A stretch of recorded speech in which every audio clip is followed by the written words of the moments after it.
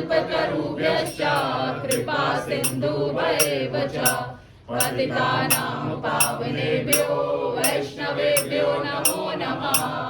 हरे कृष्णा कृष्णा कृष्णा हरे हरे, हरे राम राम राम हरे हरे।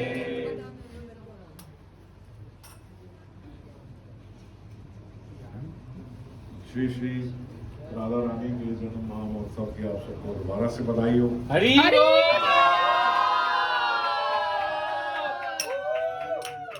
हम सबके लिए ये सबसे विशेष पर्व है। एक बार को जन्माष्टमी से भी बड़ा पर्व है, क्योंकि हम सबके स्वरूप में ही हम हरि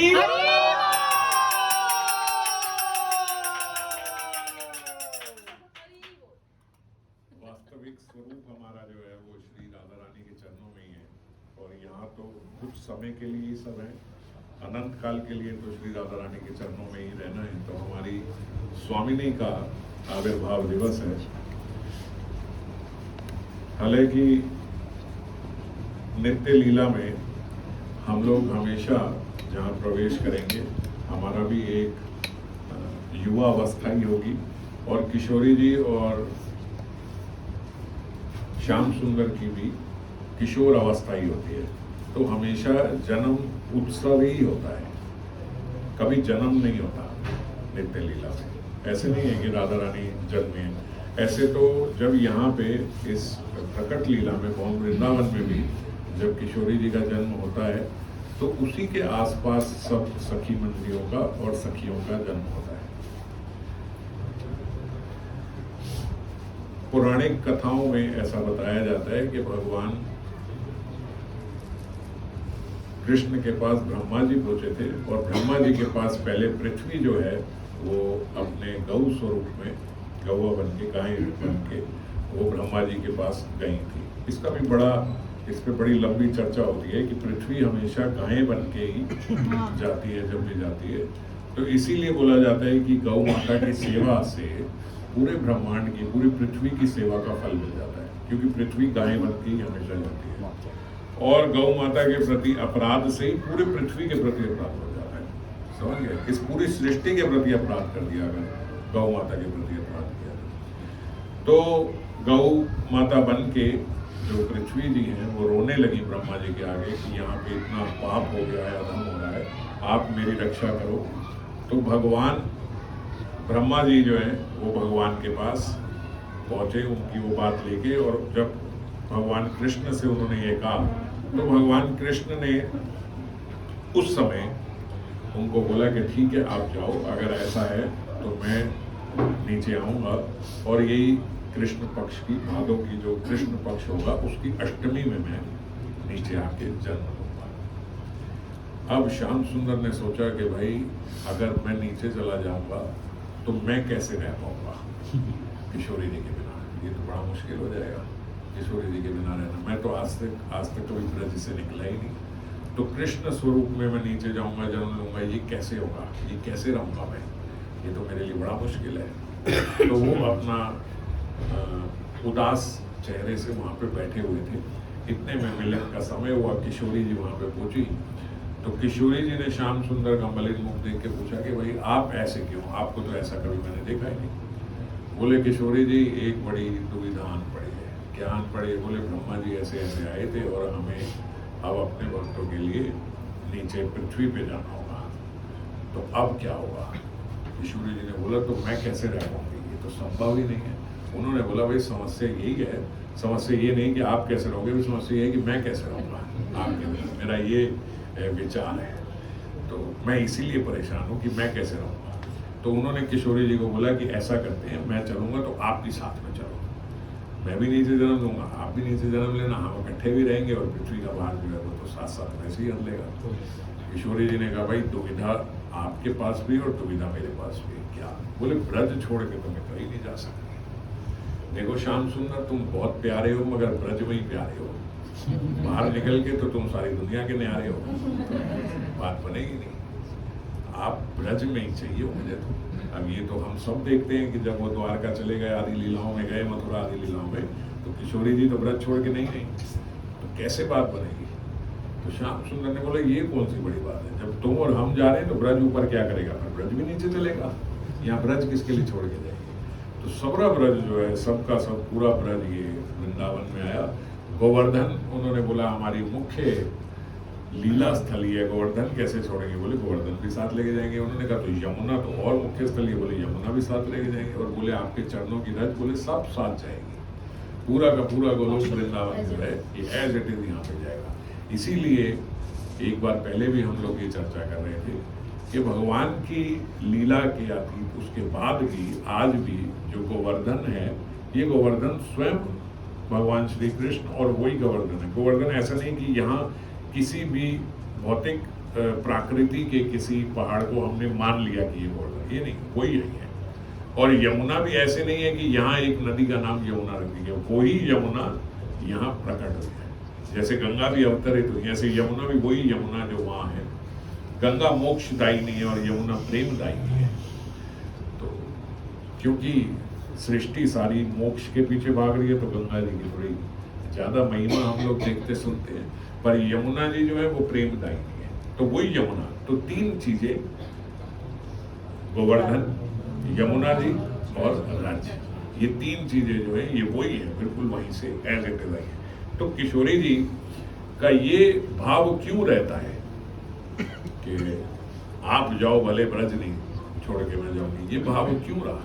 अन्य कई सारे ऐसे भाव हैं कि जब बोलते श्याम सुंदर ने किशोरी जी से ये चर्चा करी, आप नीचे क्यों जा रहे हैं? बोले हम पृथ्वी का भार हटाने के लिए जा रहे हैं। तो किशोरी जी में और श्याम सुंदर में बोलते एक प्रकार का भेद ऐसे ही है जैसे गंगा जी में और यमुना जी में भेद है। श्याम सुंदर जो है वो सोचते हैं मुक्ति दे दे सबको, सबका कल्याण कर दे ताकि इसका भार हट जाए। जितने भी असुर आदि हैं, इसीलिए जब श्याम सुंदर आए तो उस समय के जितने भी असुर थे, जो मर्जी असुर आप देखो, चाहे शिशुपाल आदि भी ये सब देखो, तो सबका उन्होंने कल्याण कर दिया, सबको मोक्ष दे दिया। सब ज्योति स्वरूप में चले गए तो सबके सब अपने भीतर समा लिए, उन सबको वो मोक्ष मिल गया जिसमें उनका कोई स्वरूप नहीं है, समझ गए? ऐसा उनको मुक्ति दे दी एक प्रकार से। मगर किशोरी जी ने ये उस समय भी देखा और पहले भी सोचा कि भाई ये हमारा तरीका नहीं है। और कई जगह हम कृष्ण लीला में भी ये बात देखते हैं कि श्याम सुंदर के जैसे उत्सव हो रहा था, श्याम सुंदर का जन्म उत्सव हो रहा था, तो श्याम सुंदर के जन्म उत्सव में, जन्म उत्सव, जन्म नहीं जन्म उत्सव, तो उनके जन्म उत्सव में क्या मनाया जा रहा था? भाई ठीक है, जो जो पात्र लेके आ रहे हैं उन सबके पात्र हीरे जवाहरात से भर दो, मोतियों से भर दो, जो भी कोई भी, आप ऐसे नहीं बोलेंगे भाई आप कटोरी लेके आए हो, कोई बाल्टी लेके आया है, कोई टब लेके आया है, कोई अपनी झोली आगे कर रहा है, कोई जो मर्जी कोई लेके आए वो पूरा भर के दो। तो अति दीन दयाल श्याम सुंदर, भाई जो आ रहा है सबको भर दो। किशोरी जी ने कहा भाई ये तो बात सही है, श्याम सुंदर आपको ये सूट नहीं करती। जैसे हम लोगों का तरीका होता है ना, भाई शादी में लिफाफे आते हैं, वो किताब में लिख लेते हैं भाई किसने कितना दिया है, तो अगली बारी जब जाओगे तो भैया उसने 500 दिया था, वो किताब में पढ़े इसको 500 देना। ये किशोरी जी का ये स्टाइल है। किशोरी जी बोलती है आप अपने उससे दो, आपका क्या वैल्यू है आप उससे दो, आपका क्या समझ आप उससे दो। आप ये देख के क्यों देते हो कि सामने वाला कौन सा पात्र लेके आया, आप तो भर के दो पूरा। आप तो श्याम सुंदर हो, आप क्यों कंजूसी करते हो? बोले वो इतना पात्र, छोड़ो वो जो मर्जी लेके आया, उसको देख के थोड़े ना देंगे, हम अपने को देख के देंगे। तरीका तो यही होता है। आप कहीं जाओ तो आपका जितना समर्थ है, जितना प्रेम है, जितना आपका बनता है, उतना लिफाफा देना चाहिए। देख के थोड़ी देना चाहिए उसने 500 का दिया तो मैं भी 500 का दूंगा।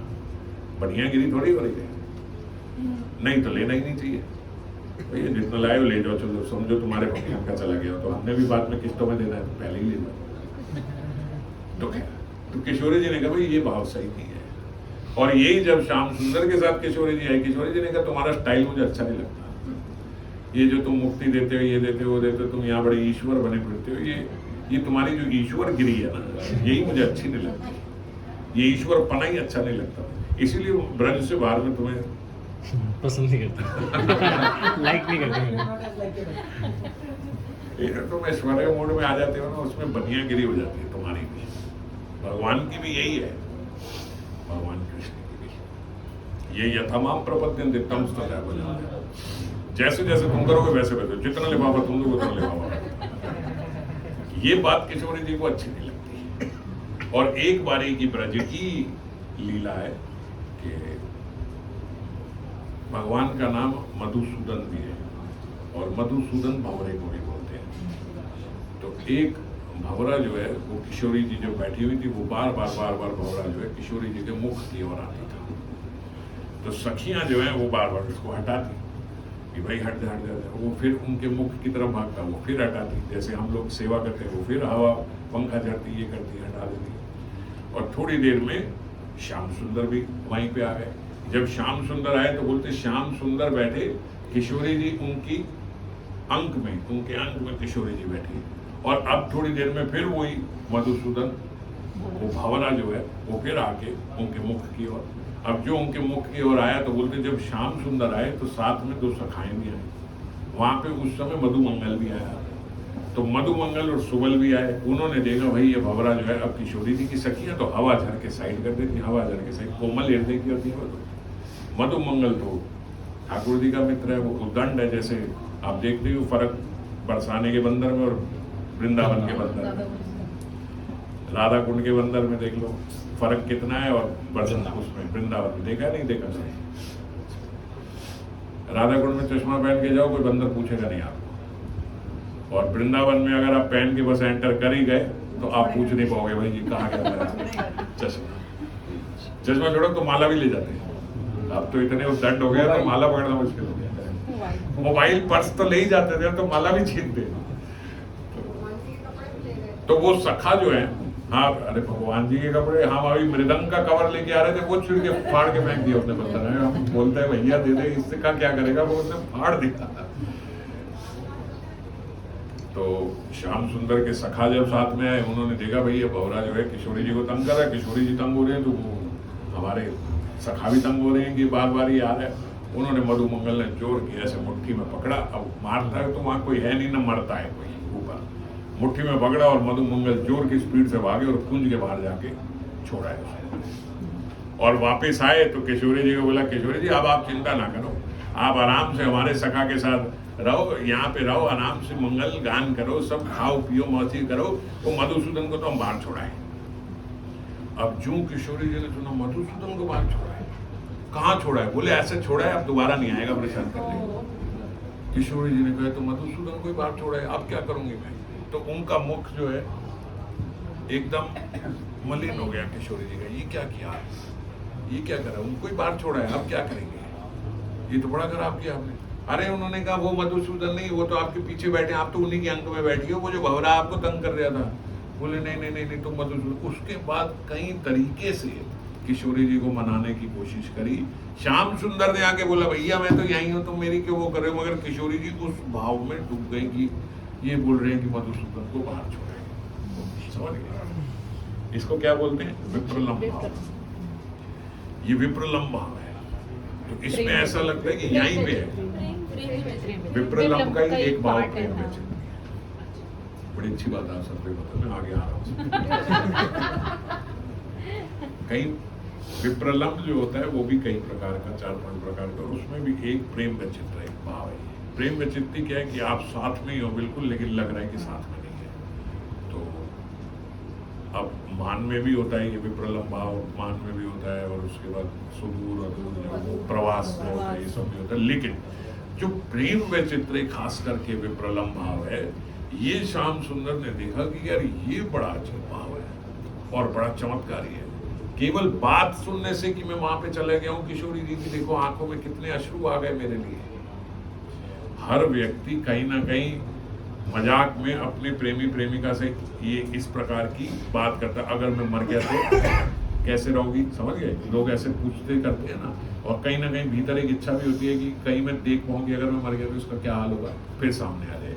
इस प्रकार के मजाक आदि की इच्छा इसलिए होती है कि हम वो हमारे बिना इसकी क्या हालत होगी वो देखना चाहते हैं, वो देख के आनंद आता है। उसमें बड़ा मजा आता है कि भाई हमारे बिना ये ऐसा हो जाएगा। तो वो प्रेम ही है ना एक प्रकार से, कि मैं नहीं होऊंगा तो ये कैसी होगी, ये देखने की। तो ठाकुर जी ने वो उस समय देख लिया, प्रेम वैचित्र्य में वो देख सकते हो। अगर आपकी प्रेमिका में या प्रेमी में प्रेम व चित्ते भाव हो तो आप ये देख लोगे, दर्शन कर लोगे। तो मगर इस जगत में वो होता नहीं। तो खैर किशोरी जी को जब उन्होंने देखा तो ठाकुर जी के अंदर बड़ा प्रेम उदय हुआ कि मेरे विरह में इनकी ये अवस्था होती है, क्योंकि मेरे विरह में क्या अवस्था होती है ये तो कभी नहीं देखी थी उन्होंने। उस समय तो विरह ही होता है और मिलन में वो टिक नहीं सकता। वो अवस्था में तो जब उन्होंने ये अवस्था देखी कि ऐसी अवस्था, इतना प्रेम कि मैं साक्षात सामने हूँ, बस मेरा नाम लेके बोल दिया कि मैं बाहर छोड़ आया हूँ, अब नहीं आएगा, तो इतनी तेज रोने लगी किशोरी। इतना समय लग गया समझाने में कि मैं यहाँ ही हूँ, मैं कहीं नहीं। बोले नहीं, इसने बोला अब आप कभी नहीं आओगे। बोले अरे वो तो भंवरे को बोला है, मेरे को मधुसूदन कह के नहीं बोला है। इस वक्त बस समझाना पड़ा 1 घंटा। जब ये समझाना पड़ा तो उसी समय बोलते श्याम सुंदर के मन में आई कि ये भाव मुझे भी लेना है, ये आनंद जो है, ये आनंद मुझे भी चाहिए। ऐसा कैसा मेरे प्रेम में, ये क्या माधुर्य है, ये मेरे प्रेम का क्या आनंद है, ये मुझे चाहिए। और यही लेने के लिए बोलते कृष्ण जो है वो श्री कृष्ण चैतन्य स्वरूप में यहाँ पे आए और उन्होंने वो आनंद लिया। तो जो यहाँ पे गौरांग आए, आप कहोगे भैया कोई गौर पूर्णिमा नहीं है, राधाष्टमी है, ये सब बातें करें, लेकिन किशोरी जी की बात ही बताए। तो जब श्रीमन महाप्रभु यहाँ आए तो किशोरी जी का भाव लेके आए। जैसे राधा कृष्ण यहाँ पे आए दोनों कृष्ण लीला में, ऐसे ही महाप्रभु स्वरूप में भी दोनों आए। लेकिन तब जो है 2 तनु थे, अब बोलते 1 तनु है। तब 2 शरीर थे, अब 1 शरीर है। पहले भी 1 ही थे, 2 स्वरूप लिया था लीला करने के लिए राधा और कृष्ण ने, अब फिर 1 होके आए।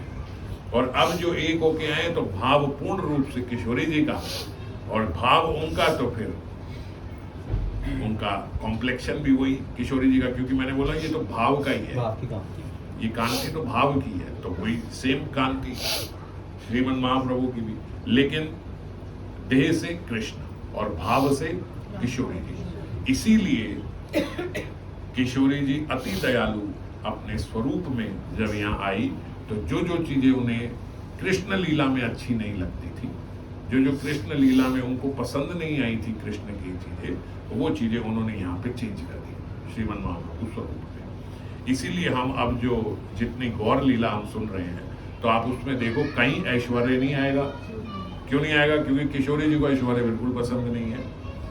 कहीं कहीं बड़ी रेयरली कई जगहों पे अगर गौर स्वरूप में आया भी है तो वो बोलते उनके भीतर नारायण स्वरूप आया, तब उन्होंने वो थोड़ा सा ऐश्वर्य दिखाया, मगर एकदम तुरंत भाग लिया, क्योंकि भाव किशोरी जी का है। कृष्ण ने जरा सी अपनी चलाने की कोशिश भी करी, चल नहीं पाई, क्योंकि भाव किशोरी जी का है। तो वही किशोरी जी का भाव जो है, वही किशोरी जी जो साक्षात श्रीमन महाप्रभु के स्वरूप में आई, उन्होंने यहाँ पे आके वो सब चीजें, जैसे एक नई गवर्नमेंट आती है, पिछली गवर्नमेंट की सब चीजें रद्द कर दी, ये सब बेकार थी पॉलिसी, ये सब यहाँ नहीं चलेगी, हमारी अपनी पॉलिसी चलेगी। तो श्रीमन महाप्रभु के युग में की क्या पॉलिसी है कि यहाँ किसी को मुक्ति नहीं दी जाएगी, यहाँ सबको प्रेम दिया जाएगा। असुर हो भैया, बड़े से बड़ा असुर हो, डाकू हो, बहुत बड़ा डाकू हो, वेश्या हो, ये हो, जो मर्जी करता हो, उसको प्रेम देंगे। ये किशोरी जी का कृपालु स्वभाव है, जिसकी हम लोग सुबह भी चर्चा कर रहे थे, जो आप लोग कह रहे हैं। और ये उन्हीं के स्वभाव के कारण आज कृष्ण जो है गौरांग स्वरूप में ऐसी कृपा बखेर रहे हैं। और हम ये बात बोलते हैं कि भगवान श्रीमन महाप्रभु जो है, उनके जैसा कारुण्य अवतार कोई नहीं है, तो वो करुणा सारी की सारी किशोरी जी की। और सबसे बड़ी करुणा जो हम लोग ये बोलते हैं कि वो आके यहाँ पे मंजरी स्वरूप देके गए, ये उनकी अतिशय करुणा है, अति चरम चढ़ा की उन्होंने ये दिया। पर आपको एक बात बताऊं, ये तो ठीक है, हम इसको पा रहे हैं, ये मैं मना नहीं कर रहा हूँ कि ये बहुत बड़ी करुणा है, पर श्रीमन महाप्रभु की सबसे ज्यादा करुणा ये है कि किशोरी जी जो वहाँ पे उनके समक्ष आई, जो किशोरी जी साथ में आई, उन्होंने यहाँ पे नाम दिया। जो हम बोलते हैं कि नाम के पिता श्रीमन महाप्रभु हैं, असल में तो नाम की अधिष्ठात्री देवी जो है वो श्रीमती राधा रानी है। वो क्यों आके यहाँ नाम दे के गई? उन्होंने कहा भैया ये कृष्ण जो है ये बड़े इस मामले में बढ़िया है, ये अभी तो साथ में मैं आई हूँ तो मैं ये सब कुछ दे रही हूँ, पर मेरे बाद फिर वही चक्कर शुरू हो जाएगा, ये यतामाम प्रपद्यन्ते तम तथा भजाम्यहम्। जैसे जैसे जितना जितना तुम करोगे उतना उतना मिलेगा। तो क्या ऐसा करके जाए, कोई गवर्नमेंट आती है ना, वो परमानेंट ऐसा रूल बना जाती है, भैया अगले 50 साल तक इसको कोई बदल नहीं सकता, आरक्षण, अब जो मर्जी आ जाए, आरक्षण हाँ, अब कोई इसको पलट नहीं सकता। तो किशोरी जी ने यही आरक्षण कर दिया। उन्होंने कहा भैया ये नाम दे जाओ, अब ये जो मर्जी करे, अपनी बनियागिरी करे, अपनी दुकान चलाए, इनकी चलने वाली नहीं है। क्यों? क्योंकि नाम जो है वो इनसे भी ऊंचा है, नाम जो है वो भगवान से भी ऊंचा है। इसलिए अपना नाम जो है उन्होंने पूर्ण रूप से, आप देखो श्रीमन महाप्रभु आज जो हम दक्षिण भारत की यात्रा देख रहे हैं, पूर्ण रूप से उन्होंने सब जगह एक ही बात करी, नाम लो नाम लो नाम लो। और जो के साथ आप यहीं रहो और नाम का प्रचार करो, और नाम का प्रचार करो। और सबको संक्रमित किससे किया? नाम से, कि भाई नाम देते रहो देते रहो देते रहो। कहो कहाँ लगी नाम बढ़ाई, रामू न सखी नाम गुण गाई। राम भगवान खुद भी अपने नाम का बखान नहीं कर सकते। सोचो क्या चीज देखी गए किशोरी जी।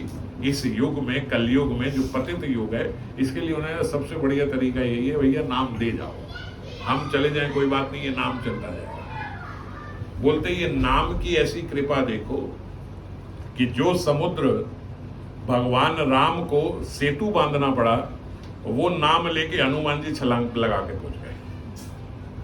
हनुमान जी छलांग लगा के पहुंच गए, और जिनका नाम लेके जा रहे हैं वो बेचारे सेतु बांध के जा रहे हैं। कैसे जाएं? वो बोलते कैसे समुद्र पार करें? सेतु बांध, पूजा कर रहे हैं समुद्र की, रामेश्वरम की स्थापना करी, आशीर्वाद दो, कृपा करो हम यहाँ से निकल पाए। और हनुमान जी नाम लिया, छलांग लगा के पहुंच गए। अब देखो इससे नाम की महिमा समझ में आती है कि नहीं आती? स्वयं भगवान वो काम नहीं कर रहे हैं जो उनका दास नाम लेके कर जाता है। नानक जी ने अपने गुरु ग्रंथ साहिब में, नानक जी ने ये बताया कि मेरे रोम रोम को यदि काट के, रोम रोम को मतलब छोटे छोटे मेरे मांस को काट के उसको हवन करते हुए होम कर दो। होम कर दो बोलते हैं उसको, हवन में, अग्नि में डाल दो, स्वाहा कर दो। मेरा रोम रोम काट के उसको अग्नि में डाल दो। मैं यहाँ बैठा हूँ और अपना ही शरीर छोटा छोटा काट के यदि हवन में डाल दूं, भगवान की प्रसन्नता के लिए, कोई चीज मांगने के लिए नहीं, सारा अपना रोम अगर काट के डाल दूं, तो भी वो एक हरि नाम की तुलना नहीं कर सकता। ये नानक जी बोल रहे हैं, एक हरि नाम की अगर सारे अपने शरीर को काट के हवन में डाल दिए जाएं, तो भी वो एक नाम की तुलना नहीं कर सकते। ये नाम की महिमा है।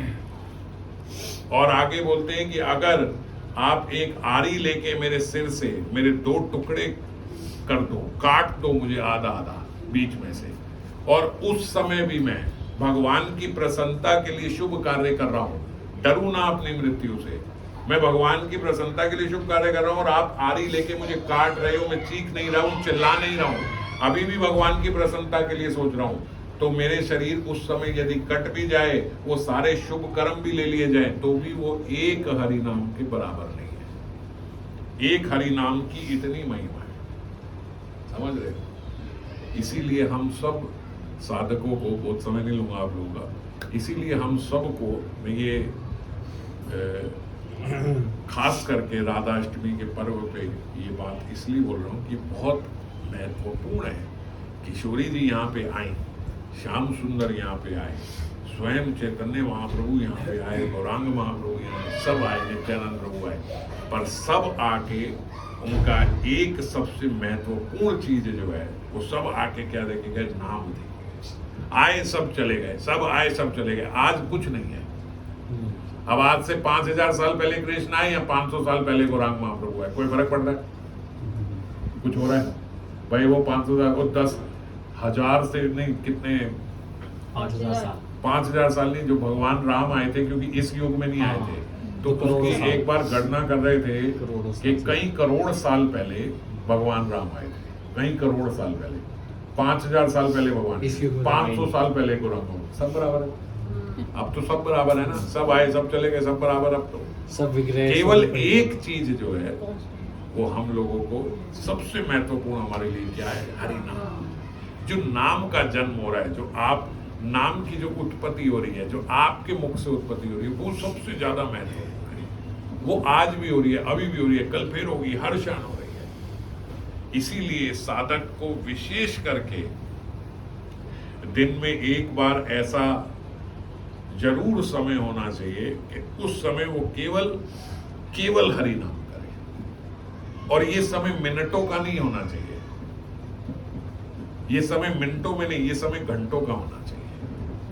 कम से कम 1 घंटा, कम से कम, मतलब 24 घंटे में कि 1 घंटा, ये मेरी बात सुनना ध्यान से, ये बोल रहा हूं, वो 1 घंटा वो होना चाहिए जिसमें हम सिर्फ हरि नाम कर रहे हैं, सिर्फ हरि नाम। आप कहो कि मैं कान में कीर्तन लगा के कर रहा हूं, नहीं, वो भी नहीं।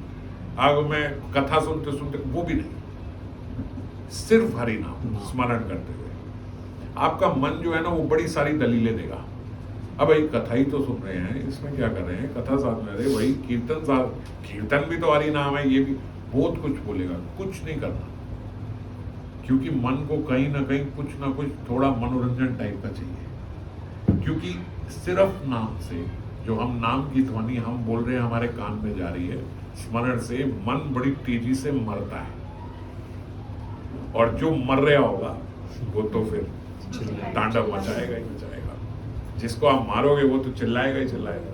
और वो चिल्लाता है तो उसके चिल्लाने में ये क्या फालतू बात बता दी गई, कीर्तन क्यों नहीं सुन सकते, कथा क्यों नहीं सुन, कथा रीडिंग करते हुए क्यों नहीं कर सकते, डिटेल करते। अरे उस समय कुछ नहीं करना, 1 घंटा सिर्फ नाम। और आप देखना कितना आप बिल्कोगे जब ऐसे करोगे, मगर यही करना है। और जब ऐसा करोगे ना तो तुरंत उसके बाद बड़ी तेजी से मन जो है फुदकेगा कि अब कुछ चाहिए, अब कुछ चाहिए। जैसे व्रत के बाद अचानक से होता है ना, कल ये खाएंगे, कल ये खाएंगे, कल ये खाएंगे। नॉर्मल चलता रहे तो कोई आदमी को कुछ नहीं होता, लेकिन व्रत के दिन तो हमारे घर में भी बच्चे शुरू होते, कल तो ये बनेगा, कल तो ये बनेगा। वो इसे बोल बोल के आधा दिन निकाल देते हैं। तो ये मन जब मरता है ना तो बड़ी तेजी से भागता है कि ये करना है, ये करना है, ये करना है, वो कुछ नहीं करना। तो इसीलिए कम से कम 1 दिन ऐसा, 1 घंटा दिन में कम से कम ऐसा जरूर निकालें जिसमें केवल हरि नाम, बस और कुछ भी नहीं करना। बोल के मतलब ऐसा बोलना चाहिए जैसे हम बोल रहे हैं और हमारे कानों में आवाज आ रही है, समझ रहे हैं। ऐसे नहीं कि घर में 5 जने तो 5 घंटे तो हो गए, क्योंकि अभी इसका घंटा चल रहा है, ये जो जोर की बोल रही है। इतना ही बोलना चाहिए जितनी हमें आवाज जाए। तो बहुत अच्छी माला होती है अगर इतनी इस आवाज में जाए कि वो आवाज, मेरी आवाज ही मेरे कान में पड़ रही है। आप यकीन मानना बहुत आनंद आएगा सुबह अगर इस प्रकार की माला हो। बाकी मन में तो पूरा दिन होती रहती है, जो मतलब माला में पूरा दिन, मतलब जो माला में करते हो। इस कभी कोई बड़े सिद्ध भी मत बनना कि भाई मेरी तो चलती रहती है, मतलब जो माला काउंटर ना दियो मेरी तो चलती, किसी की नहीं चलती। सबका भ्रम है मन का। अगर कोई सोचता है कि भाई काउंटर भी नहीं है और वो भी नहीं है तभी मेरे मन में चलती, किसी की नहीं चलती। चलती तभी है जब हाथ में कुछ ना कुछ काउंटर या वो पकड़ा होता है, तभी चलती है। एक बार किसी का खराब काउंटर था, वो बोल रहा था आज तो होगी नहीं खराब काउंटर में, तो खराब काउंटर ही पकड़ के दबाता है। भाई क्या हो गया, नंबर ही तो नहीं दिख रहे, बटन दबाते रहोगे तो भी हरि नाम चलता रहेगा। तो इसलिए चलती रहे हमेशा, वो ठीक है, मगर काउंटर या कुछ हाथ में रहे और दिन का 1 घंटा ऐसा जिसमें केवल हरि नाम। तो हम भगवान के, किशोरी जी के, श्रीमन महाप्रभु के, नित्यानंद प्रभु के, सबके प्राकट्य दिवस पे एक बात जरूर समझें कि सब हमें केवल हरि नाम ही यहाँ पे देखे गए हैं। और आप सारी गौर लीला भी ये दक्षिण भारत के सब लोग जहाँ जहाँ गए सबको हरि नाम, हरि नाम, हरि नाम, हरि नाम, हरि नाम, सबको हरि नाम संपूर्ण रूप से यही देखे गए। तो इसीलिए इसको भगवान से कम ना समझो, ये भी भगवान का प्राकट्य है, ये हरि नाम। और ये आप रोज मना सकते हो। हम आज 1 दिन प्राकट्य दिवस मना रहे हैं, कल फिर प्राकट्य दिवस है हरि नाम का, फिर हरि नाम करो, फिर प्राकट्य। आप जो हरि नाम ले रहे हो आप रोज उत्पत्ति नहीं हरि नाम, ये करते रहना। हरि नाम से ऊपर कुछ नहीं है। अब जो मर्जी करें वो सब जरूरी है, अध्ययन करना जरूरी है, सुनना जरूरी है। देखो कथा श्रवण कर रहे हैं तो हरि नाम का पता लग रहा है, पढ़ रहा हूँ मैं तो ये हरि नाम का पता, ये सब जरूरी है। और मुख्य रूप से ये हरि नाम एक बेस है, ये चलता रहेगा, यही मेन करना है। और इसी से मन मरेगा, सिद्धि प्राप्त होगी नहीं बोल रहा हूँ, मन मरेगा। मन मर जाएगा तो सब मिल जाएगा। और किसी साधन से मन मरता नहीं है, बाकी सब साधन में कोई ना कोई मनोरंजन मन हो जाएगा। ठीक है, तो समय भी बहुत हो गया। आप सबको बहुत कैसे हैप्पी राधा।